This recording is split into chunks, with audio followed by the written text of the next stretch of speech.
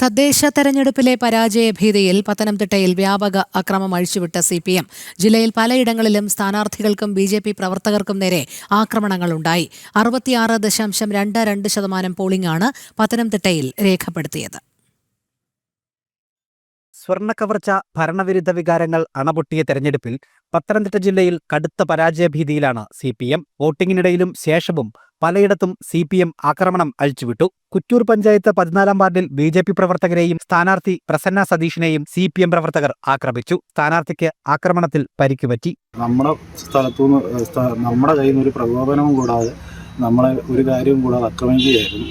ആക്രമണത്തിൽ നമ്മുടെ അവിടുത്തെ സ്ഥാനാർത്ഥി BJP സ്ഥാനാർത്ഥി പ്രസന്ന സതീഷിന് പരിക്കേറ്റിട്ടുണ്ട്. കാലിൽ ഇപ്പോൾ ഫ്രാക്ചറായിട്ട് അഡ്മിറ്റാണ് ഹോസ്പിറ്റലിൽ.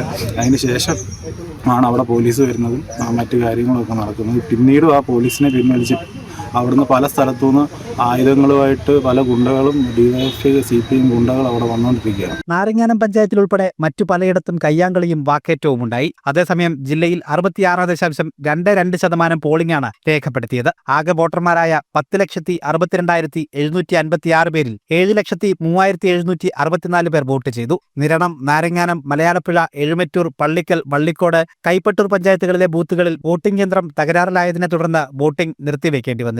സീതത്തോട് ബാലുപാറ ബൂത്തിലെ 2ാം പോളിംഗ് ഓഫീസർ PS സരിൻ കുഴഞ്ഞു വീണതും ചെറിയ പ്രതിസന്ധിയുണ്ടാക്കി. ജില്ലയിലെ 4 നഗരസഭകളിൽ BJP ഭരിക്കുന്ന പന്തളം നഗരസഭയിലാണ് ഏറ്റവും കൂടുതൽ പോളിംഗ് രേഖപ്പെടുത്തിയത്. 70.97% പന്തളത്തെ പോളിംഗ്. ജനം, പത്തനംതിട്ട.